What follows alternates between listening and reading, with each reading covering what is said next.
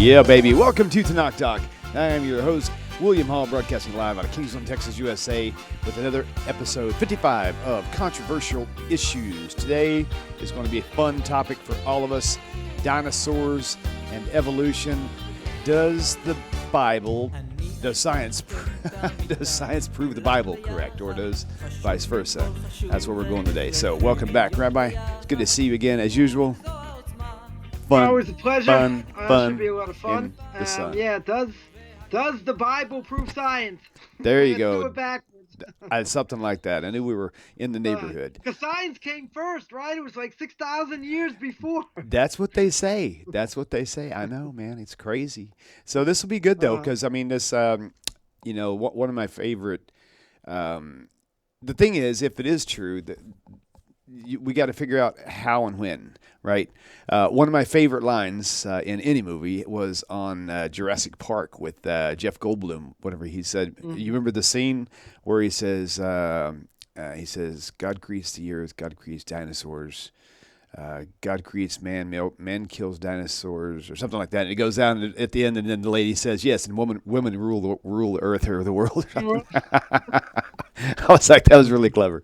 But point being, how and when? I mean, if dinosaurs did exist, which, I believe they did. I mean, there's the verse in, I think it's in Job maybe, that mentions an animal. It says its tail was like a great cedar tree, just the tail of this thing. I mean, cedar trees are like 40, 80, 100 feet. Go to Genesis, the great sea monsters, right? Right on. We normally translate a tanin as a crocodile, but whatever, see where we get to with right on. What do you call it? Where we get to with that? Okay, that sounds good. So that's where we're headed today. So go ahead and take it off, and if I have any questions, I'll jump in. Of course you will. That's the way it works. It's my job. It's what I do. All right. That's it. So a few things, just mention at the beginning where TORAH fits in, with science, because obviously, you get the main question of, the age of the universe, right? That we're going to hit. And you're going to say, oh, but, science says it's, 15, 14 billion years old, and, TORAH says it's still 5,700 years, right? So that's obviously seemingly, a major contradiction. But there are other things, in the TORAH where TORAH and science match. You go to Deuteronomy chapter 14, verse 9. TORAH says over there about fish, right? About kosher fish. Kosher fish have fins and scales, right? Now, in order to be a kosher fish, you need two signs, right? You need scales, you need fins. Now, if you look at the world, you look at a globe in general, what are you going to see when you see the globe? Well, you're going to see a lot of blue, right? What's the blue? Water. How much of the world is water? Is more than 70%, right? How many different type of fish are there, right? Thousands, right? 30,000, 40,000, whatever it is type of fish. So in order to show that it's kosher, it's got to have two signs, right? It's got to have two signs. Now, that being the case, there's never been any fish that exists out in the world that has scales and does not have fins, right? In other words, if you found scales, you scratch it, you're going, even, there's no question, if you have a fish, there's a certain type of fish, kingklip fish outside of South Africa, right, that has scales that are on the inside, right? You have to scrape away the skin to get to the scales. We're not going to get gross over here. So there's all difference of opinion between the modern day rabbinical authorities whether that's kosher or not, because it could be the scales have to be, visible, not just underneath the skin. Be that as it may, right? It's scales, right? Technically, it's scales. So you're never going to find a fish that exists that has scales and doesn't have fins, right? Or fins that don't have, fins that do not have scales. That's right. Science 100%. Now, this is just an off-the-wall question. This has to do with specifically kosher. Because I've heard that either sharks or something like a shark, dolphin, I don't know what it is, but actually it looks like they've got just a skin, but on a really, really zoomed-in microscopic level, they are actual scales on this particular creature. But you're saying we hold this like kind of rubber, right? That's what it is. We hold this not scales. That's okay. Not what's. It needs to be seen, basically. The definition of scales. It has to be seen. Okay. Right. There is a question. What happens? Just a side point. What happens? You take a fish out of the water and it loses its scales. Okay. Right? I think swordfish is like that. The conservative movement holds that swordfish is okay. We don't. That we hold that the scales have to come out with it. In other words, if the scales disappear, it's not enough that the scales are on the fish in the water. Right? It has to come out. I think it has to come out as well. So, any case, that you're not gonna have, normally you're not gonna have one. You're not gonna have one without the other. Right? That is one thing. You get to, okay, another kosher thing here is that in order to be a kosher animal, you need two signs, right? You need to have split hooves or hooves, however you want to pronounce it, and they have to chew its cud. Now, how many different animals are there in the world? Millions, right? At least a few million, right? So what? But the Torah says, what are the kosher ones? Kosher ones are only a handful, right? Cow, sheep, deer. We're talking about animals, not birds over here. I mean, kosher bird also is, we have a number of kosher birds as well. But for a animal, the animal has to chew its cud and have split hooves. Now, out of 2 million or more animals, the Torah mentions four. Torah mentions four that only have one sign. Now, you might think that Moshe Rabbeinu was Dr. Doodle, like he could talk with the animals, right? But how do you know there's only four? Right. Right? There are four. What are the four? Four is a camel, a pig, a rabbit, and a hare.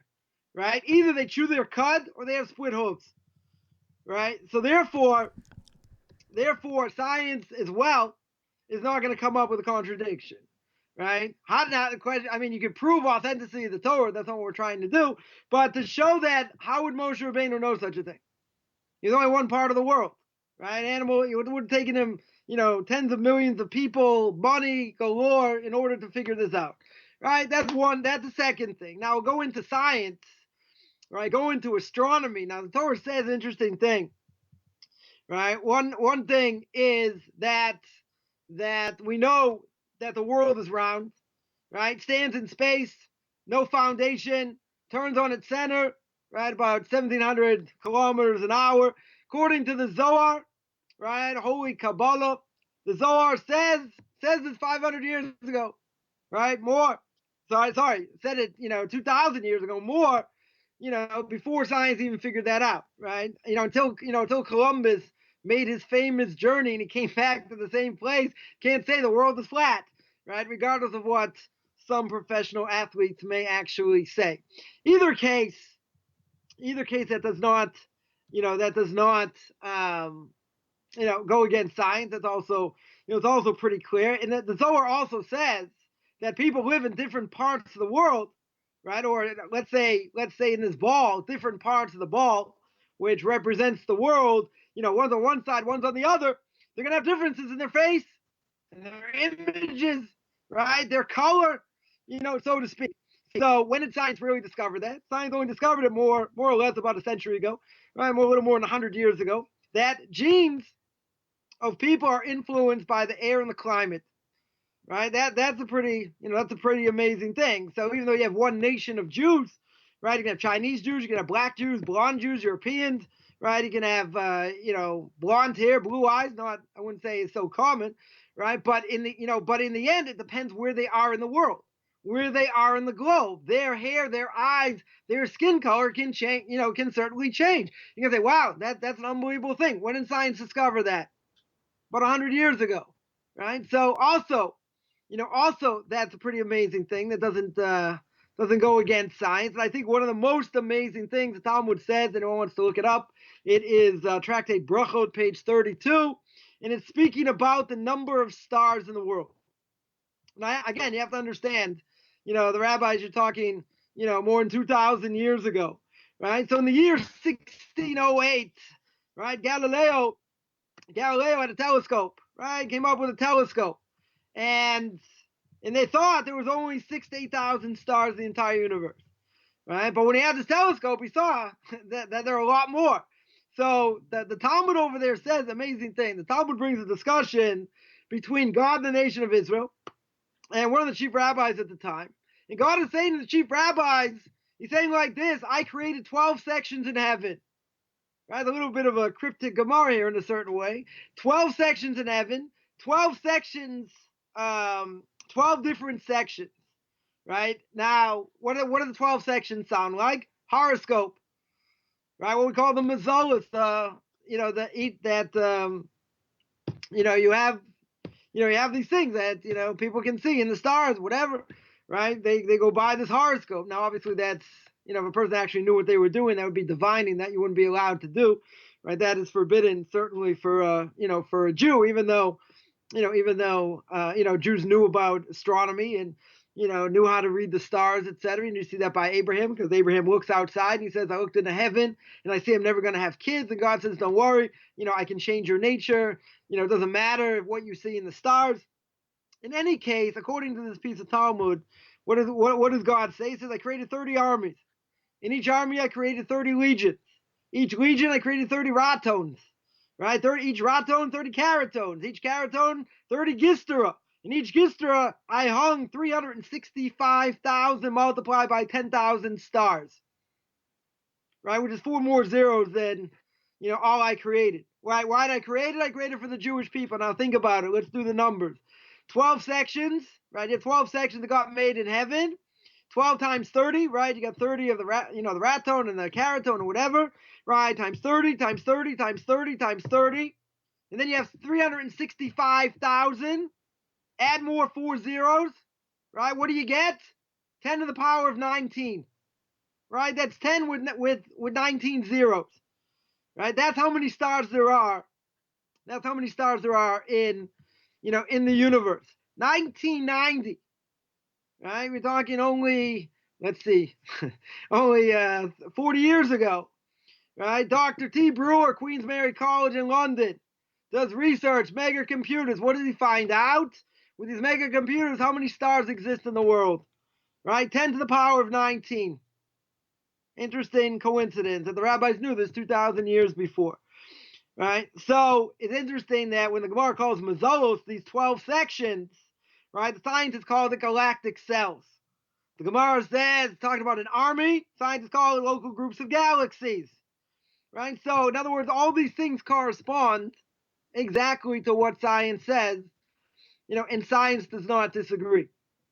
Right? So you got 3 examples, right? 4, right? 4 examples where science and Torah go hand in hand.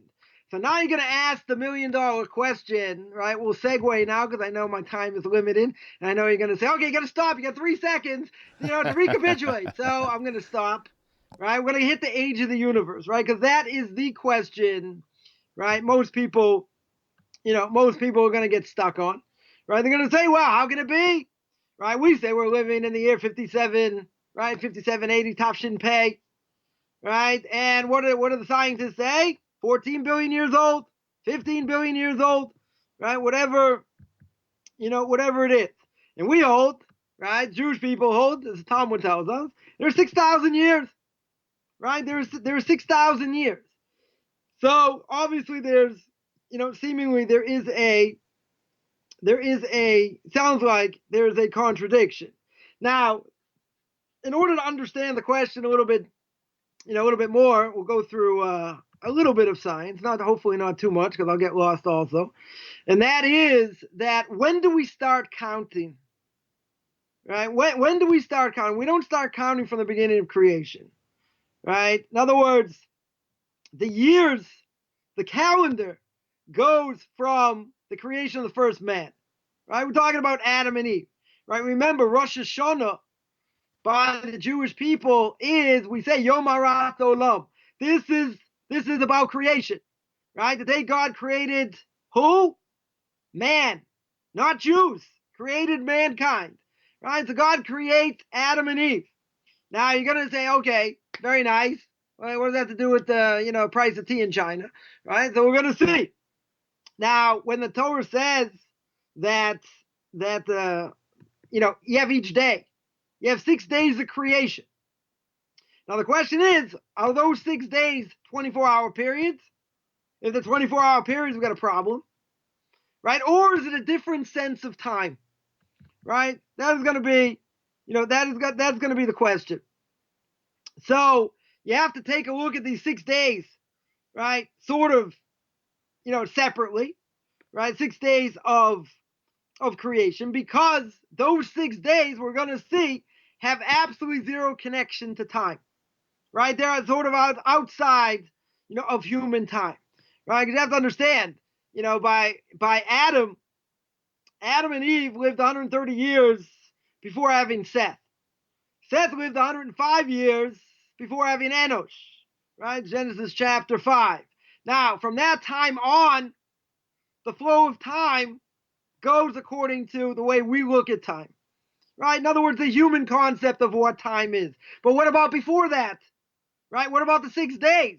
Doesn't the 6 days go according to the same time frame? Doesn't seem like it, right? It seems like a very abstract thing. Because what does the Torah say? It says it was evening and it was morning this day, first day, second day, right? That we're going to see. So you're looking down on events from a viewpoint that's not necessarily so related, right? In other words, it's kind of like a cosmic view of time. You're looking from a different perspective, right? From a different place. So the question is, when the Torah tells me, Torah tells me it was morning and it was evening the first day, right? Or the second day. So we could say, okay, that isn't a day. How would I understand a day, right? How are we going to fit this in, right? How is the Bible going to bend to fit in with science, right? That's the question. Comes along Nachmanides, comes along the Ramban, Genesis chapter 1, verse 3. His commentary there says, what does the word day mean? 24 hours. Uh-oh. Now what? He says 24 hours. But there's a problem. It can't be 24 hours as we know it. Why not? There's no sunrise and sunset. How do I know? Because when is the sun created? Sun's not mentioned until day 4. Right? God created light. He said, let there be light. There was light. But that's not the sun. It can't be the sun. Right? Because the sun does not come into being until day 4. Right? The Rashi says, okay, we'll have to rely on oral law a little bit. Rashi says that light, so powerful, God put it away for the righteous in the world to come. Right? So we'll use it in the world to come. So the whole question, okay, so what was so how was there light? Right? How did they see? Okay, the whole question. But another question we could ask is, why is God going to create something and then let it disappear?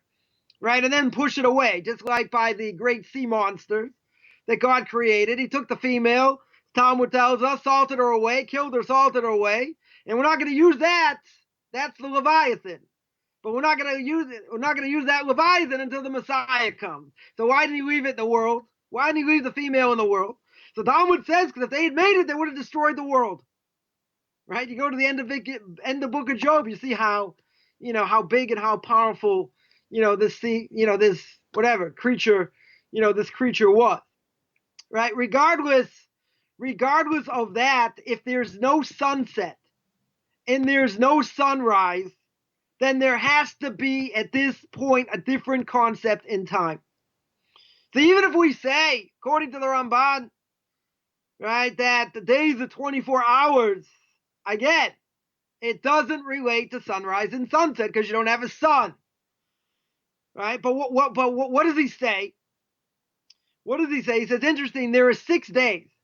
Right? In 6 of them, right? In these, you have 6 days during the week, and they contain, now this is going to be a little bit, a little bit hard to understand. You have to go through a little bit of science, which we're going to explain in a second.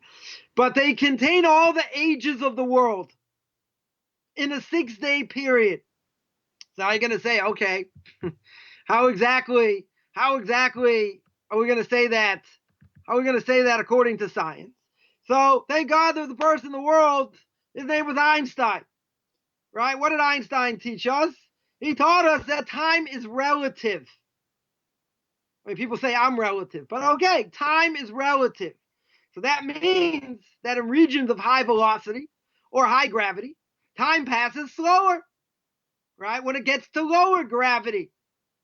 In other words, it travels at a much slower pace. So one system relative to another, i.e., what is that famous theory? Theory of relativity. That is a proven fact. So what happens? Time actually stretches out. right? So according to Einstein, so you have gravity, you have velocity, right? But there's something else. You have a universe that changes this perception of what we call time. It stretches out space, right? In other words, the world is a expanding universe. Comes along Stephen Hawking, right? The brief history in time, exactly that. And that he proves. He proves through physics, right, that we're living in an expanding universe, right? Time stretches out, the universe expands, right? Now, but it's an interesting thing, right? According to this theory, right? So how did the universe start? Right? Maybe you tell me it started with a Big Bang. It's not a contradiction, not necessarily a contradiction, right? It certainly could have started with a Big Bang, but it started out very small, maybe no larger than a mustard grain, and stretched. I don't know exactly, how this works, but you have something like that in space. The further it goes, right, it stretches, right? So the stretching of space produces an effect, right, that took place far from the galaxy. So you could tell me, very good. So if that's the case, and it is totally, it's totally stretched out, then if that goes out through space, it takes a much longer time, right? So now we got to understand, okay, now where does time come in, right? How exactly does it work? So again, we'll quote the Ramban here, right? The Ramban says that there's a discontinuity, right, in the ways that the days have numbered, right? Even though it's translated the same in English, right, in Hebrew it's different, because it says there's evening and morning, day one, right? That's clear, day one. What does it say in the second day? It doesn't say evening and morning, day two. It says evening and morning, a second day. Now again, you can say it's semantics. We could translate it the exact same way, right? But it's not the same. The Torah continues, same thing. Evening, morning, a third day. Doesn't say day three, day four, right? It says a third day, a fourth day, a fifth day, etc. Right? The first day uses a different form. What is the first day? It says Yom Echad. Right? Second day is Yom Sheni. Different. Now again, forget about translation. You can't translate it the same way. The words are different. You say, so what's the difference? Doesn't really mean the same thing. Doesn't mean the same thing. Right? So this is exactly what the Ramban wants to point out. That seemingly, there's an inconsistency. Come along, the editors. They want to make it really sound nice and sound the same. Who cares about the editors? They blew it over here. It's two different words. It's not the same thing. So the Torah could not, says the Ramban, right? There's a difference. There's a cosmic message. Sounds like Star Wars or something, right? It's a cosmic message. What's the message? There's a difference between one, as in day one, and first. What's the difference? If you say one is absolute, right? Something that seemingly is concrete. If I say the first day, is that saying the same thing? Is that as absolute? Doesn't sound like it. Sounds like it's comparative. So the Torah couldn't write a first day on the first day, because it wasn't a second day relative to the first one, right? We spoke about that, relative things. So therefore, the perspective that the Torah has for the first 6 days is like going in the opposite direction. You're going from Sinai and going backwards, right? In other words, the Torah could have said a first day, right? It could have said a first day. We said, okay, first day, like, what's the big deal? But by the time the Torah was given on Mount Sinai, weren't there many second days? There was a second day, the third day, fifth day, 100th day, 1,000th day. So the 6 days of creation, right, in Genesis is the only time in history where you have time, but, when there was time, but there wasn't a second day. Right? It sounds a little bit confusing. In other words, you had a first day. What would have happened if you didn't have a second day? Right? The Ramban says you had to have a second day and compared to the first. But what's the first day? What's the concept right? What's the concept of the first day, right? So we see from here creation of the world, right? Creation of the universe to the creation of Adam and Eve, right? To the soul of Adam. The Torah views time, right, from like looking forward. So that we're talking about from Adam and Eve. So therefore we see further that there's a difference. The first 6 days are seemingly, or the first day and the rest of the days, whatever, seemingly are different. So then you get to the question, okay, well, how old's the universe? Don't tell me it's science mumbo jumbo. You're looking from here, you're looking from there. It depends where you're standing in science and space and relativity, and all that. It's like, you go to space. Like, come on, what's going on over here? So the universe, they'll tell us, science will say, is 14 billion years old, give or take. Now, when is the Torah looking at time? Right? How does it view time? Now, the Ramban said time is 24 hours. Right? But, says the Ramban, what do they contain? These 24-hour periods, whatever they are, contain all the ages and secrets of the world. In other words, there can be many different ages within these days. In one day. Because the entire creation came from one speck. Right? You have to remember that the world came yesh me'ayin, something from nothing. God said, poof, let it be there, and it was there. Right? So it could be a big bang. Again, not a contradiction per se, but it had to start from something. Right? Where did it come from? Okay, well, God brought it here. How did he bring it here? So according to this, he took something small, right, relatively small, and expanded it. Right? But that is only physicality. That's only physical creation. All other creations at this point are what? Are spiritual. Right? Because God created animals. Yeah, you're going to tell me they're physical, 100%. But he gave them life. What's, Genesis chapter 1, verse 21. What did he give them? Gave them life. What's life? It's the soul. Right? God breathed in the soul to man. He gave one aspect of the soul to an animal. Right? The animalistic soul, what we call the nefesh behemoth. That's it. Right? God, that's spiritual. I create a physical being, doesn't matter. But that's spiritual. Right? And the soul of a human, same thing. Verse 1, chapter 1, verse 27. Spiritual creations. So that means that's only one physical creation. And therefore, says the Ramban, that this substance, whatever it was, whatever God used, he said is very, very thin. It has no substance. Oh, that's the point here. It's got no substance. If it's got no material substance, then what is it? So says the Ramban, he must have understood the Einstein's theory of relativity. What it is matter. Right? He turned it into matter as we know it. Right? Because the Ramban then says, from that moment forward, at that point, as we go forward, this substanceless substance, now we have time. This is where time is created. In other words, time grabs hold, seems to condense, right, of this Big Bang creation. And what happens? A little bit science 101. When matter condenses, it congeals, it coalesces out of this substance. Now, how does it do that? We're talking about something so thin, it has no material substance. So at that point, says the Ramban, even if you're talking about a 24-hour period, that's when time starts. Now, if you take the Ramban, you're going to say, where in the world did you get this from? Right? Does that work? Does this idea work? Does it work with science?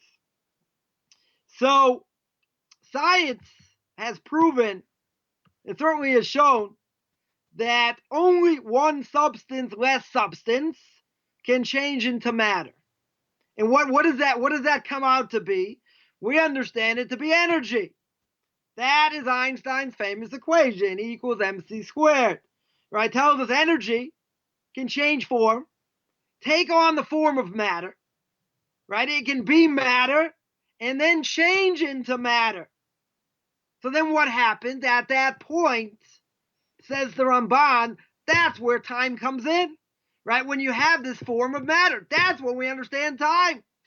So comes on the Ramban, says an amazing thing. He said, wow, I didn't know, 1,000 years later, right, or less, right, 800 years later, there's going to be this guy named Einstein. He's going to bring out these, this theory of relativity. But we know it now because we know how energy works. We know how light beams, radio waves, gamma rays, they travel at the speed of light. Right? What's the speed of light? 300 million meters per second. Right? The speed of light, what happens to time? Doesn't pass. So therefore, the universe is getting older. It's aging. Time was passing, but only when it held on to matter. So if it held on to matter, it took a lot more time. Right? What was the amount of time? 1/100,000th of a second, which is a very small amount. So at that point, the universe goes out. The universe expands. So therefore, what did it expand to? Well, even though it was something very small, we understand it expanded to the galaxy, the solar system. So from that point, when that is created, because God created the heaven and the earth, and all the then He put all the things in there, right? He put the sun, the moon, right? That was in the fourth day, right? But from that point, that's what matter is. From that time where matter is, when you talk about the solar system, that is when you start clicking the clock. That's when the clock ticks, right? So you're talking. So we see that there's a beginning, right? The beginning, even though the Torah says, it was evening and morning, day one, right? So time from a biblical perspective is going in which direction? It's going forward. Now, let's take a look. Moses comes to Mount Sinai. What's the year? The year 2,448. That's 2,448 years after Adam. If that was the case, text is not going to say day one. Why? Because if you go by what happened at Mount Sinai, it wasn't just day one. It was day two, day three. It was day 150,000 plus. There were thousands of days. So therefore, it has to say a first day. Right? It would have said a first day. Then you have the second day. The Bible says the second day because already a first day. So again, you look back in time. So says the scientific community, the universe is 15 billion years old. But when you say that, there's another half of the sentence they sometimes don't tell you, right? And what is that? That the other half of the sentence is the universe is 15 billion years old as seen from the time-space coordinates of the Earth. That is a major factor they sometimes leave out. If it's a time-space coordinate from Earth, you're talking about an expanding world. You're talking about a solar system. You have to look at where you are, right? And where matter starts. Because if matter starts, then there could be hundreds of thousands of years, for it to pass through, right? Like we said. So therefore, there are different time-space coordinates when the universe was small. Then what happened? We said the universe expands. It stretches, right? That changes the perspective of time, right? Our perception. So imagine that, it boggles the mind because you have something that expands and even though it's something from very small, and the fact that it expands and goes further and it creates matter, that's when it starts. Doesn't start before that. When there's no sense of time. At that point, there's no sense of no sense of time. But then there's the question. The question is going to be, but isn't the universe static? Isn't there a claim out there? Scientists will say maybe we're not living in a, you use this argument. You say, but we're not living in a expanding universe, even though, Stephen Hawking, probably the greatest physicist of our time, certainly proved that. Even though at the end of his book, kind of ironic, he says, "Wow, looks like we're living in an expanding universe." But if I say we're living in an expanding universe, that means the creationists must be right. That's a good proof for Torah, and I can't say that. Gotta read his book. He throws all his scientific material out the window, right? In order to prove his point, to say, you know what? We can't believe in this. It's like a leap of faith. a world-class, what do you call it, scientist, right? A physicist, right? He's going to come along and say, no, forget all the science. Forget everything I just proved. We cannot say the creationists are right. Right? So we're not living in a static universe. The universe, as we mentioned, it expands and it stretches and pulses travel through space for billions of years. Right? So what happens? All these things, right? All these things are expanding. Right? And can't even imagine what the rate is. The further it goes, the more further it goes out. It could be a year later, 2 years, million years, right? That's not a contradiction, right? Because the amount of light, or the pulse of light as it's called, travels through space. The amount of space stretching that's occurred. How much space? How much space? How much time is going to be? They're going to calculate it, right? And the arrival of these pulses. Now, it sounds a little bit confusing. That is the base. Just in any case, someone wants to look it up. That is standard cosmology, right? So if you say, okay, the world's 15 billion years, right? 15 billion years of history, right? And the universe is very small, right? Etc. So, the last few years, there's been a qualification or a quantification, within science, of a view of, looking at this idea of time from the beginning of stable matter. Right? There are all these physics textbooks, bring about the same number, but the bottom line is that definitely shows that if it's an expanding universe, and the expanding universe created matter, right? That's when the clock ticks. Again, even within this, this time frame. So the Talmud tells us, soul of Adam, when was he created? Right? Again, spiritual here. Right? When was his soul created? In the 5th day.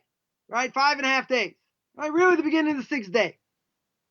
So now you get a half day. Pretty much a half day. So according to the cosmic calendar, right? And an earth-based calendar, right? According to that. So how do we see that? You got 5.5 days, right? It's stretched by a million. 5.5 days stretched by a million gives us 5.5 million days. Divide that by 365, right? Because that's how many days in a year, right? It's a solar calendar, right? It comes out to more about 15 billion, right? And that's about the equivalent that NASA gives it a little bit less, about 14 billion. Whatever it is, it's close enough. So we look at it as saying that the universe itself is billions of years old from one perspective, but 6 days old from another perspective. So person can say, oh, but that's a cop-out, 6 days, right? It's 6 days. How can you say 6 days, right? In other words, how can you say, it's 5,000 years old, right? It's not a contradiction. The question is, what do those 6 days mean? The first day is different than the others, right? Because you have to, again, it was day one, then you have the second day. Then you have the third day. Then it expands. Then we said by Einstein, right? E equals mc squared. Then you got matter, right? But that's when the clock starts to tick. Once you have matter, right? And once you have matter, that goes hand in hand with cosmology, right? That's exactly what cosmology says. So if that's true, then there's no contradiction, right? Seemingly there's no contradiction. The only question is, where do those 6 days fit in? So it's also a great book. Anyone wants to read, it's called Genesis and the Big Bang by Dr. Gerald Schroeder. Right? It's somewhat of a similar idea. It depends where you're looking, right? It depends where you're standing. You could be standing in one place, right? You could be standing on the moon, right? You could be standing on a planet somewhere, and for you, time is going much, much slower, right? You stand on the earth, it's going much quicker. Right? So it depends what your perspective is. So that's according to science. Now people would say, okay, how can I give a cop-out answer? Right? What would be a good cop-out answer? And that is what maybe God wants to test us. Right? Maybe there's a test that's going to say, we're going to get people who want to think critically. They absolutely want to think critically. What are they going to say? Oh, look, there's a contradiction. There's a contradiction between science, science and Torah. How can the world be 15 billion years old? We hold only, it's less than 6,000 years old, and all that. Now, so what's the cop-out answer? Right? Or potentially a cop-out answer. Someone could say, you know what? Maybe God made certain things in the world look a lot older. Right? You're going to say, why? Why would he do that? Right? So people can make a mistake. They can say, oh, look, science says this, contradiction. I don't have to keep Torah. Right? I don't have to listen to the Bible. The Bible's, a bunch of quacks wrote it or whatever. So, why do I have to listen? But couldn't that be a test? That could absolutely be a test. Right? It's not a contradiction. Right? Just like anything else, the Torah says, let us create man. Let us make man in our image. Who's God talking to? I don't know, maybe he's got the Sybil. He's got a problem. He's got 5 different personalities, God forbid. Who's he talking to? Right? He's talking to the heavenly court, showing his humility. Asking the heavenly court about making man, because the whole discussion is a good thing to make man, not a good thing to make man. The Talmud tells us, does God have to use the heavenly court? Does he have to speak to them? No. He absolutely doesn't have to speak to them. But why does he? Okay, so Rashi, others say, to show his humility, that he's asking their advice also. Does he need their advice? No. Right? But at the end of the day, couldn't someone say, hey, it looks like there are 2 gods. Right? He must be speaking to someone else, just as equal, just as powerful. Could someone say there are dual gods? Yes. Could they make a mistake? 100%. Right? Could God allow someone to make a mistake? Doesn't stop them. They want to go in the right direction, it'll help them, the Talmud says. They want to go in the wrong direction, it doesn't stop them. So what about, there's another place, what about Sodom? Right? God says, let us go down and see what's going on. Who's we? All 3 of us, me, myself, and I. Let's go, guys. We're going. Who's he talking to? Same thing. Right? He's talking to the heavenly court because, he doesn't want to judge so quickly before he wipes them out. Say, okay, I know what's going on, but okay, I'll humor you. Let's go see. Right? Let's go down. He doesn't need to do that. Right? So he doesn't need to do that. Right? But he shows his humility. So again, someone can say, but it's we.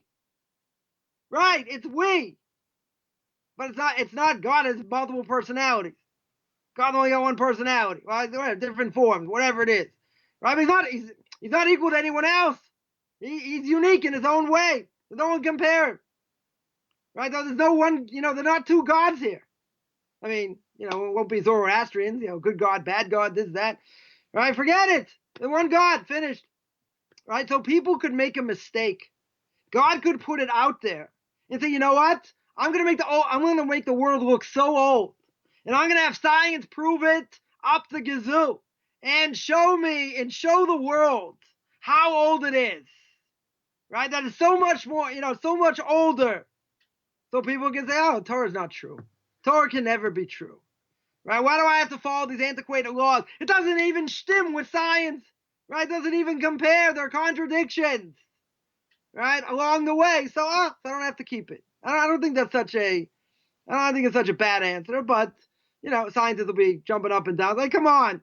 What kind of answer is that? It's a rational answer. Right? Could God do that? Okay, you don't believe in God, that's fine. Right? But God could do that. Right? He could definitely change it. If he can change nature, right? As we've gone through, the last few Parshas in the Torah, the book of Exodus, changing nature to save the Jewish people, right? Bring them out with the plagues. I think he could do that also. Right? He can make the sea turn to blood. He can create frogs, vermin, hail, kill the firstborn. Yeah, he can do all these things. Don't you think maybe if he could do these things and he can drown all the Egyptians and make the Jews go through the sea and 3 million people survive and go see God at Mount Sinai? If God could do all that, don't you think? I don't think it's a leap of faith. I mean, for some people, maybe. Right? I don't think it's a leap of faith. Because you can tell me he could change it. He could make the earth look much older. Yes, he could. I don't think that's necessarily, such a cop-out, but not so good for science. So I think that deals with the age of the universe. So which way you want to go? You want to go with dinosaurs or you want to go with evolution? Either one is fine by me. And right, just so that you will know that I'm trying to be as consistent as possible. You got 15 minutes. Buzzkill, baby. I got 3 hours of Buzzkill. Okay. Really? You should put me on 1.5 or something, so at least I can get it all in. That's right? funny. So, You're already on 1.5. We'll speak about dinosaurs. The author of the Tiferes Yisrael, known as Rabbi Yisrael Lifshitz, right? It's commentary on the Mishnah, right? The major commentary on the Mishnah. And he heard about fossil discoveries, 19th century, right? He lived in the 1800s, right? He was ecstatic, right? He certainly expected and confirmed, everything that we know. You guys say, how can that be?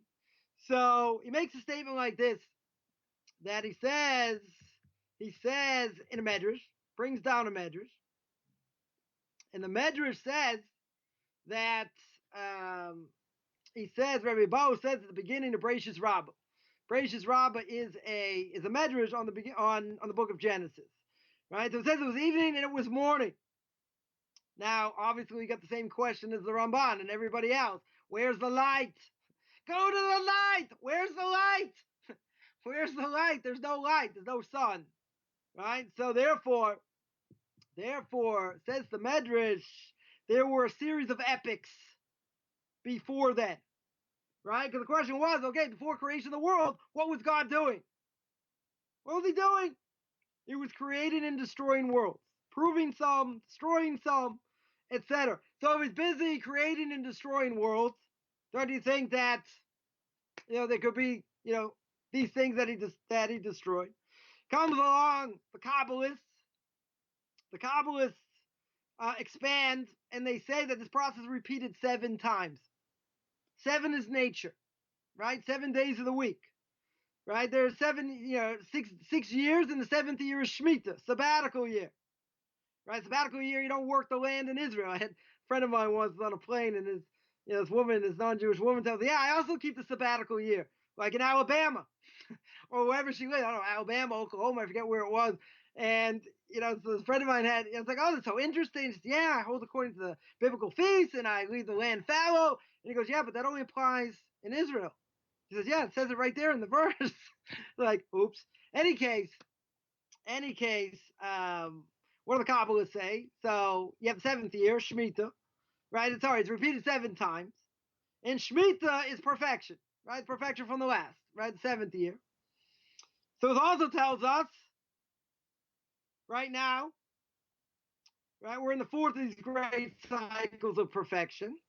And there are, as a paleontologist would tell you, there are 4 eras, right? There's Precambrian, Paleozoic, Mesozoic, Cenozoic, right? So now when the Torah comes along, and we see this, this secret idea, right? Kabbalah is passed down generation to generation until it was written down, right? Revealed to us by, who wrote it, none other less than Rabbi Shimon Bar Yochai, right? And he passed it down to the day of his death, etc. So, so he gave this over, right? He gave this over.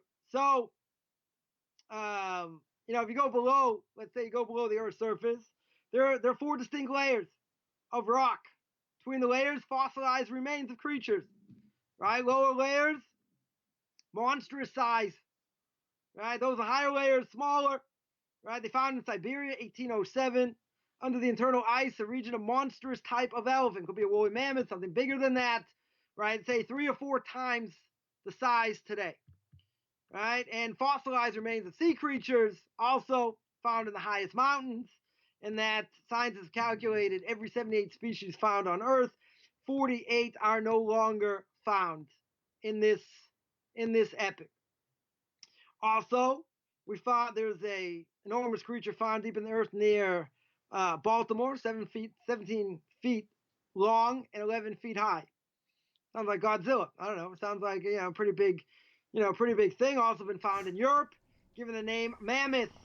Other gigantic creatures, fossilized remains found in, I don't know, it's called an iguanodon, right? Stood 15 feet high, Wow. 90 feet in length. Right, scientists determined it was only 8 plants, right? It wasn't carnivorous, right? In any case, we see, according to the Kabbalists, also, right? You don't see a contradiction. You can have these great, creatures or whatever. It could have been, hundreds or thousands, millions of years old. Again, that certainly won't be a contradiction, right? But in the end, what happened to them, right? Seemingly what happened, they died in the flood. right? They, died in the flood. So, okay, what's that time frame? Okay, so we go back to that. Right, so that's about dinosaurs. Now I see about 3.5 minutes to go through evolution, right?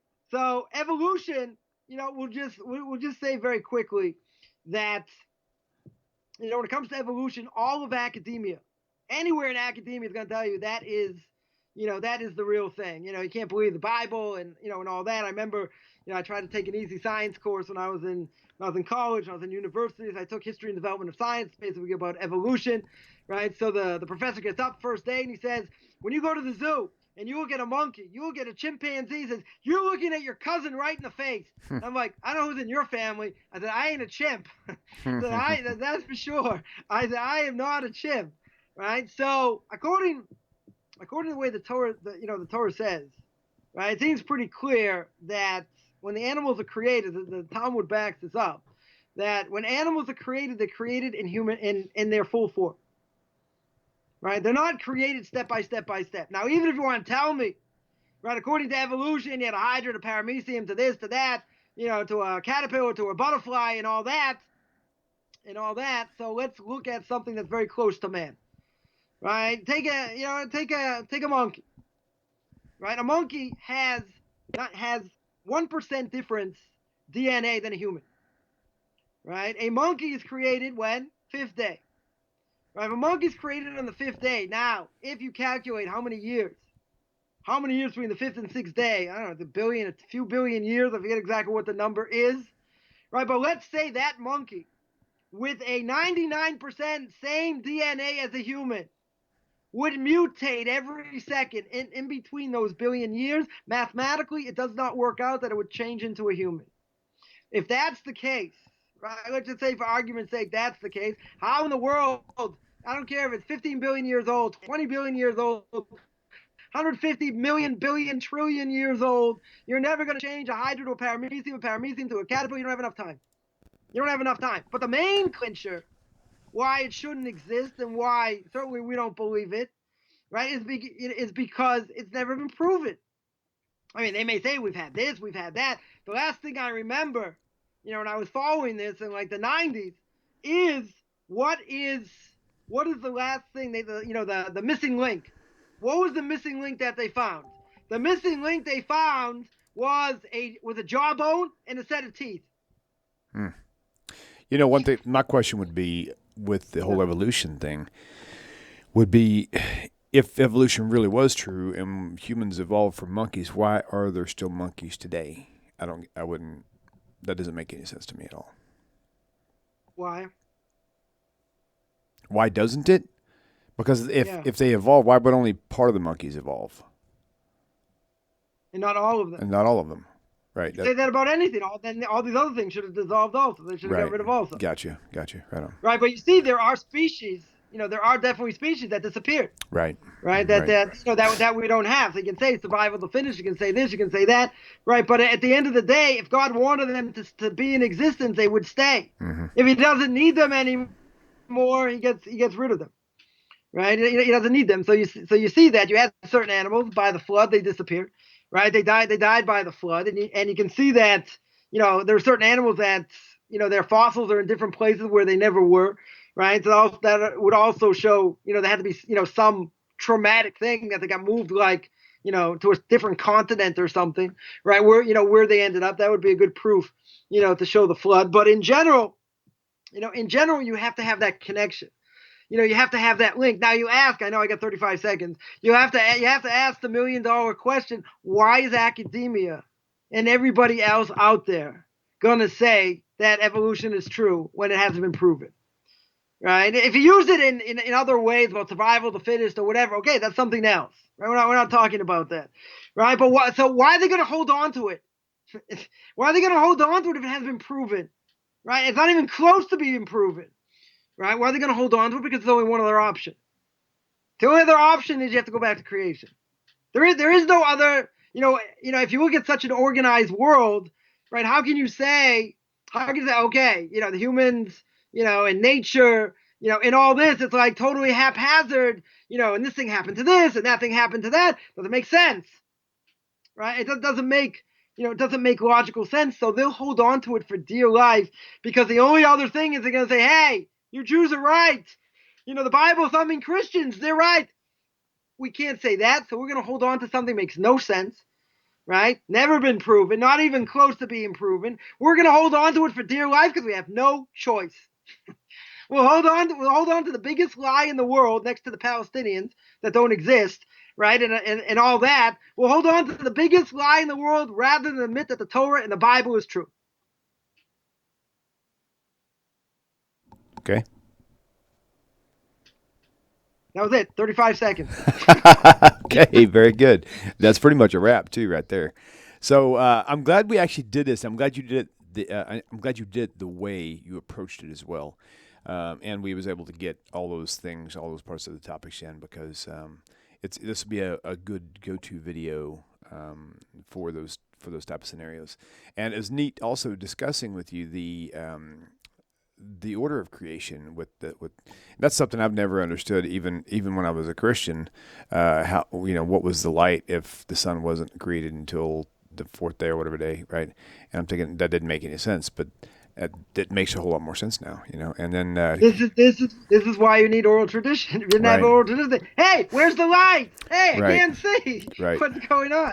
And that also, like you said, that also does spin us a different view on time, on how time can work and how time can be stretched. Because so that's pretty interesting. I have to go back and rewatch it again just kind of absorb it all. So, but all right, put it double motion. It'll only take you 10 minutes. Just hear me speak like a gerbil. I was gonna say there's no way I could handle listening to you faster than you already talk. I do my best. What can I do? Hey, Listen, you do good, kid. Speaking like this, and then we never finish any show. Right. I hear you. All right. Well, Rabbi, thank you so much. We'll see you next week, same time, same place, Hashem willing. And thank you all for tuning in once again. Feel free to, if you have any good ideas for topics, just send them in to tanakhtalk@gmail.com, or you can reach Rabbi Chaim Coffman at, what is your email address? Very hard. Rabbi Chaim Coffman @gmail.com. Wait, could you write that down for me? Rabbi Chaim Coffman, RABBICHAIM COFFMAN @gmail.com. All right, I may have to put that on your ad I've got on your screen right now. I've just got the orthodoxconversion.com as, okay. So I'll see if I can add that. You can find me on Facebook, Beyond Orthodox. Very good. Conversion to Judaism. Beyond. We are beyond. You're way. Good segue for this topic. Another way you could translate that is we are way out there. I'm just kidding. That's for sure. I've been called a lot worse, but that's good. That's a good starting point. Hey, just don't call us late for dinner. That's my rule. Right? That's it. All right. Thanks. See you guys later. Rabbi, appreciate your time, man. It's been awesome. Great. Very good, sir. Shalom. Thank you. Shalom.